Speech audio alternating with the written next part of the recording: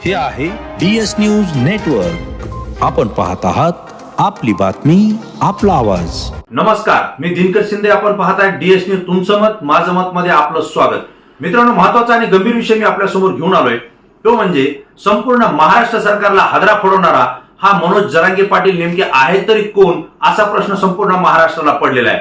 कारण मित्रांनो, 29 ऑगस्ट पासून मराठा समाजाला आरक्षण मिळावं या मागणीसाठी मनोज जरांगे पाटील हे जालना जिल्ह्यातल्या आंतरवाली सराटी या ठिकाणी उपोषणाला बसलेले.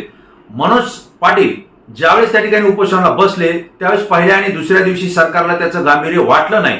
परंतु जसजसा उपोषणाचा दिवस वाढत चालला तेव्हा मात्र शासन गंभीर झालं आणि महाराष्ट्र सरकारमध्ये आज भारतीय जनता पार्टी असेल, शिवसेना एकनाथ शिंदे गट असेल किंवा राष्ट्रवादी काँग्रेस अजित पवारांचा गट असेल, एक मुख्यमंत्री आणि 2 उपमुख्यमंत्री असं प्राबल्य असलेलं सरकार सुद्धा आज घाबरले आणि या सरकारला घाम फोडण्याचं काम केलंय ते म्हणजे मनोज जरांगे पाटील यांनी. मग हे मनोज जरांगे पाटील नेमके आहेत कोण? मित्रांनो, आपल्याला मला सांगावं लागेल की मनोज जरांगे पाटील हे मित्रांनो बीड जिल्ह्यातल्या शिरूर तालुक्यामध्ये मातोरी गाव या ठिकाणचे ते ग्रामस्थ आहेत, त्या ठिकाणचे रहिवासी आहेत. मनोज जरांगे पाटील हे मातोरीचे जरी असले तरी ते उदरनिर्वाहासाठी जालना जिल्ह्यातल्या अंबड या ठिकाणी अंकुश नगर मध्ये ते वास्तव्याला आहेत. त्या ठिकाणी अनेक दिवस त्यांनी छोटी मोठी कामं केली आणि त्या ठिकाणी कामं करत असताना त्यांनी आपले मित्र असतील, नातेवाईक असतील किंवा परिसरातले नागरिक असतील यांचा विश्वास संपादन करायला सुरुवात केली. मित्रांनो, रोखठोक बोलणं आणि जे बोलणं तेच करणं ही त्यांची ख्याती असल्या कारणानं मनोज जरांगे पाटील यांना मित्रपरिवार सुद्धा मोठा जमला. समाज सुद्धा त्यांच्या शब्दाला किंमत देऊ लागला आणि म्हणूनच त्यांना काँग्रेसनं सुद्धा जालना जिल्ह्याचा जिल्हा अध्यक्ष म्हणून त्या ठिकाणी जबाबदारी दिली होती. या काळामध्ये मनोज जरांगे पाटील यांनी मोठ्या प्रमाणावर जनसमुदाय आपल्या सोबत आपल्या विचाराने त्या ठिकाणी बनवला होता. परंतु दरम्यानच्या काळामध्ये काँग्रेस आणि मनोज जरांगे पाटील यांचं पटलं नाही. कारण जेम्स लेन प्रकरणामध्ये काँग्रेसनं रोखठोक भूमिका घ्यावी अशी मनोज जरांगे पाटील यांची भूमिका होती. परंतु त्यांच्या म्हणण्याप्रमाणे ती भूमिका घेतली गेली नाही आणि हे मनोज जरांगे पाटील यांना पटलं नाही. त्यांनी काँग्रेसला त्या ठिकाणी सोडचिठ्ठी दिली, राजीनामा दिला आणि स्वतःच्या विचाराची स्वतःची संघटना असावी हा विचार त्यांच्या मनात आला आणि त्यांनी शिवबा ही संघटना उभा केली. वास्तविक पाहता छत्रपती शिवाजी महाराज यांच्या कार्यानं, विचारानं आणि कृतीनं ते प्रेरित झालेले आहेत. मराठा समाजासाठी आपण या पुढचं आयुष्य घातलं पाहिजे, या पुढचं आयुष्य झिजवलं पाहिजे ही भूमिका त्यांची होती आणि म्हणून त्यांनी शिवबा संघटनेच्या माध्यमातून कामाला सुरुवात केली. मित्रांनो, हे सगळं करत असताना 2011ला मराठा क्रांती मोर्चे महाराष्ट्रामध्ये सुरू झाले आणि मराठा समाजाला आरक्षण मिळालं पाहिजे ही भूमिका समाजानं त्या ठिकाणी पहिल्यांदा मांडली. या भूमिकेमध्ये मनोज जरांगे पाटील यांनी अग्रेसिव्ह भूमिका घेतली आणि सगळ्यात समोर राहून मराठा समाजाला आरक्षण मिळालं पाहिजे यासाठी मराठा समाज एकवटण्याचं काम त्यांनी मोठ्या प्रमाणावर केलं होतं. यावेळी समाजाने या मोर्चामध्ये लाखोच्या संख्येने सहभागी व्हावं यासाठी गाववाडी वस्ती तांड्यावर जाऊन जरांगे पाटील यांनी मराठा समाजाला एकत्रित करण्याचं काम त्या ठिकाणी केलं आणि त्याचा परिणाम असा झाला की मराठवाड्यामध्ये मग जालना असेल, बीड जिल्हा असेल, संभाजीनगर असेल, बुलढाणा असेल या जिल्ह्यामधनं जे काही प्रत्येक तालुक्यातून जिल्ह्यातून लाखोंचे मोर्चे निघाले. या मोर्चामध्ये महत्वाची भूमिका जी होती ती याच मनोज जरांगे पाटील यांची. मित्रांनो, या पुढच्या काळामध्ये 2014ला ज्यावेळेस कोपर्डीची घटना घडली त्या ठिकाणी मराठा समाजाच्या एका तरुणीवर, एका भगिनीवर अत्याचार झाला. या अत्याचारातील आरोपींवर सुद्धा मारहाण करण्यात आली आणि यामध्ये मनोज जरांगे पाटील यांचं नाव पहिल्यांदा महाराष्ट्रामध्ये चर्चेत आलं. मित्रांनो, एवढंच नाही तर मनोज जरांगे पाटील यांनी सातत्यानं शासनासोबत मराठा समाजाची भूमिका मांडण्याचं त्या ठिकाणी काम केलं आणि मराठा समाजाला आरक्षणाची गरज आहे, कोणत्या नियमानं आणि कोणत्या घटनेनं ते आरक्षण मिळू शकतं यासाठी सुद्धा त्यांनी अनेक वेळा प्रयत्न केले.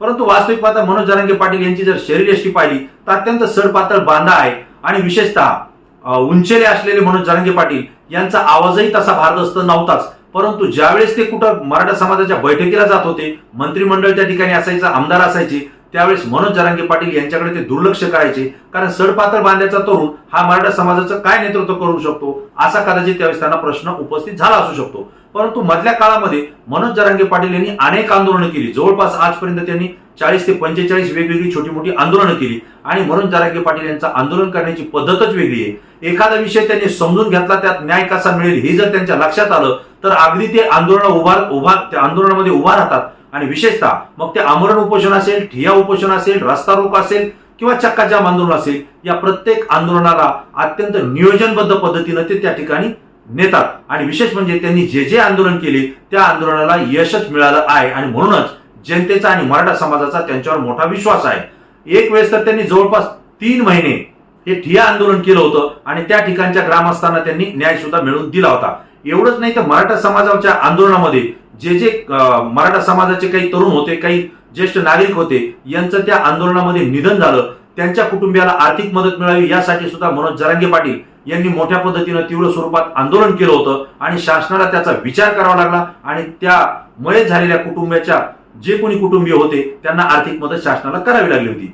एवढंच काय तर मित्रांनो, संभाजीनगर येथे ज्यावेळेस मराठा समाजाचा मोर्चा निघाला, तो मोर्चा मनोज जरांगे पाटील यांच्या नेतृत्वाखाली निघाला होता आणि हा मोर्चा आयुक्त कार्यालयावर होता. हा इतका विराट मोर्चा निघाला होता की शासनाला या मोर्चाची नोंद घ्यावी लागली आणि मनोज जरांगे पाटील हे कोण आहेत हे शासनाच्या अनेक प्रतिनिधीला समजलं. परंतु महाराष्ट्रातल्या कानाकोपऱ्यापर्यंत मनोज जरांगे पाटील यांचं काम पोहोचलं नव्हतं. परंतु गेल्या 29 ऑगस्टला मनोज जरांगे पाटील हे जालना जिल्ह्यातल्या अंबड तालुक्यातल्या आंतरवाली सराटी या ठिकाणी आमरण उपोषणाला बसले आणि यावेळेस मात्र त्यांनी स्पष्टपणे सांगितलं की जोपर्यंत मराठा समाजाला आरक्षण दिल्या जात नाही तोपर्यंत आपण उपोषण सोडणार नाही. आणि मित्रांनो, आज त्यांच्या उपोषणाचा जवळपास 8वा दिवस आहे आणि 8 दिवसानंतर आपण महाराष्ट्रातलं चित्र पाहतोय. मनोज जरांगे पाटील हे राज्यातल्या प्रत्येक घराघरापर्यंत, गावागावापर्यंत पोहोचले. एवढंच नाही तर राज्यात राहणारे जेवढे लोक आहेत त्या प्रत्येक लोकांपर्यंत मनोज जरांगे यांचं नाव पोहोचलंय आणि किंबहुना या पुढच्या काळामध्ये तो पोहोचलेलं आपल्याला दिसेल. त्याचं कारण असं झालंय की मनोज जरांगे पाटील हे कुठल्याही आश्वासनाला त्या ठिकाणी बळी पडत नाही. त्यांचं मते ठोस निर्णय हवा. जर मराठा समाजाला आरक्षण देणार असाल तर तात्काळ अध्यादेश काढा आणि मराठा समाजाला आरक्षण त्या ठिकाणी जाहीर करा, तरच मी उपोषण सोडेल, नसता मी उपोषण सोडणार नाही. अत्यंत शांततेच्या मार्गाने हे उपोषण सुरू होतं आणि ज्या अर्थी मनोज जरांगे पाटील उपोषणाला बसलेत, आंदोलनाला बसलेत, हे मराठा समाजाला समजलं. त्यावेळेस हजारोचा जनसमुदाय, मराठवाड्यातला तरुण वर्ग असतील, महिला असतील किंवा वयोवृद्ध असतील, हे आंतरवाली सराटी या ठिकाणी त्यांना पाठिंबा देण्यासाठी उपस्थित झाले होते. परंतु अचानकपणे एकीकडे जिल्हाधिकारी असतील, पोलीस अधीक्षक असतील, हे मनोज जरांगे पाटील यांच्याशी चर्चा करत होते, त्यांना आंदोलन मागे घेण्याची विनंती करत होते. एवढंच नाही तर तुम्ही उपोषण करताय, किमान तुम्ही पाणी प्या अशी सुद्धा विनंती करत होते. परंतु जरांगे पाटील हे ऐकत नव्हते. अशा वेळी मुख्यमंत्री एकनाथराव शिंदे यांनी त्यांना फोन लावला आणि फोनच्याद्वारे त्यांनी मनोज जरांगे पाटील यांना विनंती केली की तुम्ही आंदोलन मागे घ्या, आम्हाला 1 महिन्याचा कालावधी द्या, आम्ही याच्यावरती निश्चित निर्णय घेऊ. त्यावेळेस सुद्धा जरांगे पाटील यांनी सांगितलं की 2 दिवस मी तुम्हाला देतो, या 2 दिवसात जर निर्णय होत असेल तर ठीक, नसता मी आंदोलन मागे घेत नाही. परंतु तुमच्या विनंतीवरून मी किमान आजपासून पाणी पिईल, एवढं मात्र मी या ठिकाणी आपलं ऐकेल असं त्यांनी सांगितलं. आणि मित्रांनो, योग असा त्याच दिवशी सायंकाळच्या वेळेला 300 ते 350 पोलिसांचा फौजफाटा आला आणि अचानकपणे त्यांनी या ठिकाणी जमलेल्या मराठा समाज बांधवांवर लाठीचार्ज सुरू केला, गोळीबार केला. विशेष म्हणजे अश्रुधुराचे नळकांडे सुद्धा फोडले. यामध्ये महिलांचे डोके फुटले, पुरुषांचे हातपाय मोडले. आणि एवढंच नाही तर हा जो गदारोळ झाला याचं वातावरण संपूर्ण महाराष्ट्रामध्ये गेलं आणि महाराष्ट्रामध्ये मराठा समाजाच्या आरक्षणाचा मुद्दा पुन्हा एकदा त्या ठिकाणी पेटला आणि संपूर्ण राज्यामध्ये उद्रेक झालेला आपल्याला पाहायला मिळतोय. यानंतर मात्र सरकार पूर्ण खडबडून जागं झालेले, कारण मनोज जरांगे यांच्या वाक्याला, यांच्या स्टेटमेंटला आणि त्यांनी केलेल्या आव्हानाला संपूर्ण महाराष्ट्र प्रतिसाद देतोय हे राज्य सरकारच्या लक्षात आलंय. आणि म्हणूनच मुख्यमंत्री एकनाथराव शिंदे असतील, उपमुख्यमंत्री आणि गृहमंत्री असलेले देवेंद्र फडणवीस असतील किंवा अजित पवार उपमुख्यमंत्री असतील, या तिघांनी संयुक्त पत्रकार परिषद घेतली आणि त्यांनी विनंती केली की जरांगे पाटील आपण उपोषण मागे घ्या, आम्ही आरक्षणाच्या संदर्भात निर्णय घेतोय, आम्हाला थोडा वेळ द्या. मित्रांनो, दरम्यान उपमुख्यमंत्री आणि गृहमंत्री असलेले देवेंद्र फडणवीस यांनी लाठीचार्ज झाल्यानंतर तात्काळ प्रतिक्रिया दिली आणि त्यांनी असंही सांगितलं की पोलीस शांततेत होते, परंतु आंदोलनकर्त्यांनी पोलिसांवर दगडफेक केली आणि दगडफेक केल्यामुळे पोलिसांना लाठीचार्ज करावा लागला.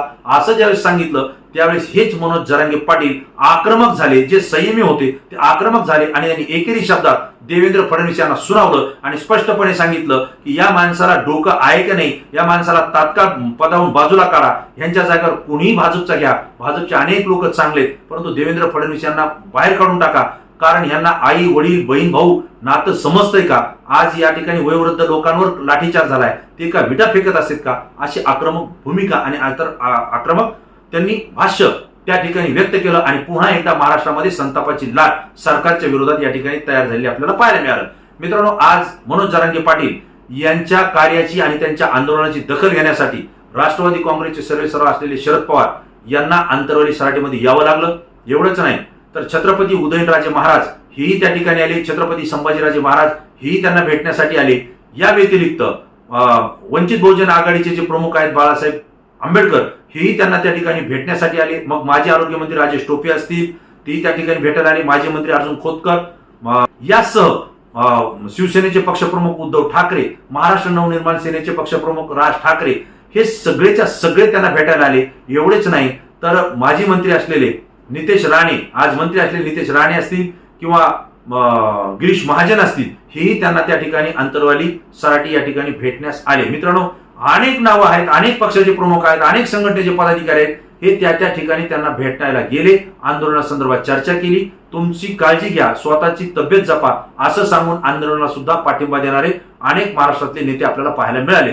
मित्रांनो, मनोज जरांगे पाटील नेमके आहेत कोण आणि या माणसामुळे सरकारला घाम का फुटला हे जाणून घेण्यासाठी संपूर्ण महाराष्ट्र आतुरतेनं वाट पाहत होता. DS न्यूजला अनेक प्रेक्षकांनी फोन केले. मनोज जरांगे पाटील हे नेमके कोण आहे, त्यांच्याबद्दल माहिती द्या. मित्रांनो, ही माहिती आपल्यापर्यंत पोहोचली आहे. मनोज जरांगे पाटील यांना 4 मुलं आहेत, पत्नी त्यांची आहे आणि विशेषतः नातेवाईक जरी असले तर अत्यंत गरीब कुटुंबातले मनोज जरांगे पाटील आहेत, ज्यांच्याकडे 4 एकर जमीन आहे. त्यापैकी 2 एकर जमीन यांनी मराठा आरक्षणाच्या आंदोलनासाठी त्या ठिकाणी विक्री केलेली आहे. आणि मित्रांनो, मनोज जरांगे पाटील असं जरी असले तरी ते संयमानं वागतात, प्रत्येकाला आदर देतात, रिस्पेक्ट देतात आणि 12वी पर्यंत शिक्षण जरी असलं तरी ते कायदे पंडिताप्रमाणे त्या ठिकाणी आपला विषय समोरच्याला पटवून देतात, ज्याविषयी त्यांना सखोल अशी माहिती आहे आणि मराठा समाजाला आरक्षण मिळेल आणि मिळालंच पाहिजे, ही जी त्यांची आग्रही भूमिका आहे त्याला कारण आहे. कारण मराठवाडा मुक्ती संग्रामामध्ये मराठवाडा हा महाराष्ट्रामध्ये ज्यावेळेस विलीन झाला, तो 1 वर्षाचा कालावधी होता.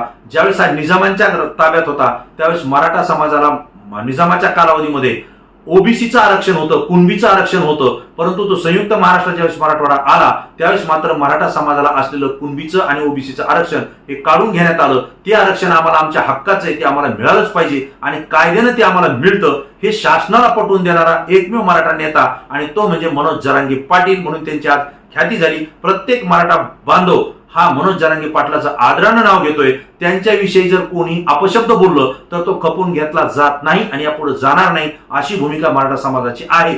मनोज जरांगे पाटील यांची तब्येत सुधारली पाहिजे, ते आंदोलनातून लवकर बाजूला पडले पाहिजेत आणि त्यांची तब्येत जी काय आज 8 दिवस झालं उपोषण आहे त्यांच्या पोटामध्ये अन्न गेलं पाहिजे, ही भूमिका मराठा समाजाची आहे.